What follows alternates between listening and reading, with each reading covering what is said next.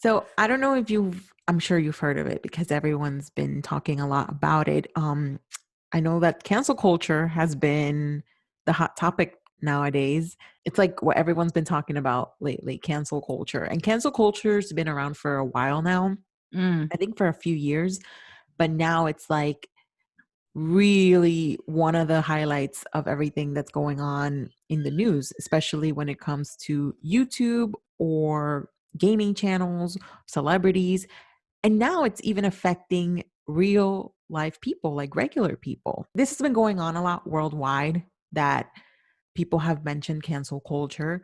And I know that people have their reasonings why they want to go ahead and boycott and cancel someone. However, I don't agree with the fact that a lot of this canceling culture now is being aimed and targeted towards real people.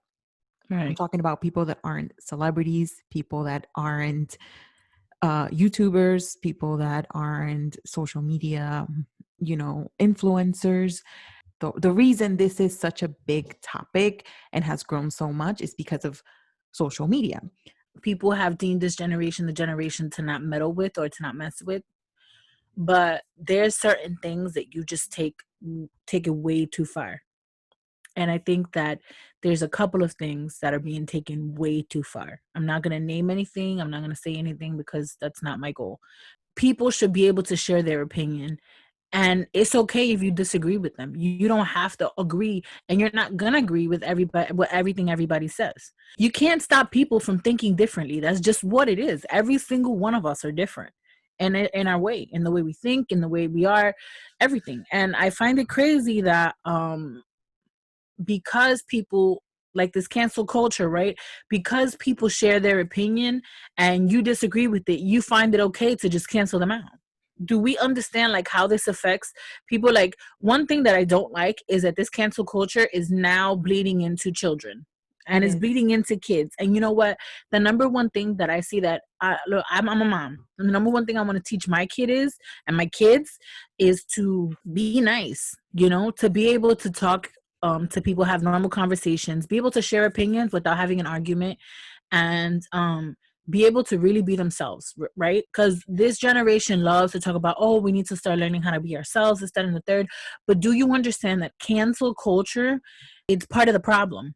People shouldn't have to be obliged to hold back because they're afraid of losing friendships or ties or allies or whatever, acquaintances, whatever, just because they're afraid that somebody won't like their opinion. Whatever happened to having healthy conversations or healthy debates? Everyone sees the world differently. Right. Not everyone sees the world the same. And I think that's part of the beauty of us being human and being able to make choices and decide what we like, what we don't. When we start attacking people for things that they like, there's a lot of people that will, especially kids, will will feel attacked by someone saying, oh, your opinion is stupid or your opinion is not valid, something's wrong with you. That's going to psychologically affect a child, and they're going to start being very insecure. They're not going to be able to develop into the person that they're supposed to be because someone is making them feel like they are wrong. They are wrong for Right. everything. And Right. I don't think people realize the psychological effect that cancel culture has on kids. I recently On had read people, on everyone, yeah, realistically. but especially kids, because Right. they're the younger generation that, for example, you and I, someone says something that, oh, your opinion is dumb. We're very quick to defend ourselves and have facts that can back us up. Right. Or we know how to defend ourselves. We know how to not let that get under our skin. But there are people that aren't like that, aren't like us. Some people are very defenseless towards criticism. Sometimes there's people that just don't know how to take criticism or swallow it. I feel like a lot of us are hypocritical because you can't talk about caring for one thing and attack someone for something else. You have to be equal about everything, right? Because if you're gonna sit here and advocate equality and tranquility within people, you can't sit here and be petty because then you're just a hypocrite. That's what you are. You cannot be okay for one thing to not get, like, for people to not get bullied or whatever the case is, and be okay for another type of person to get bullied or be a bully. let's say, for example, me and Rosa are arguing and I'm petty, right? I sit here and talk about equality and all this stuff, and I'm petty and I'm like, well, you know what? I'm gonna ruin her YouTube channel. And I go and I attack your YouTube channel and I look for stupid things and I start putting negative stuff. That's me being petty. That's me attacking you. That's me bullying you.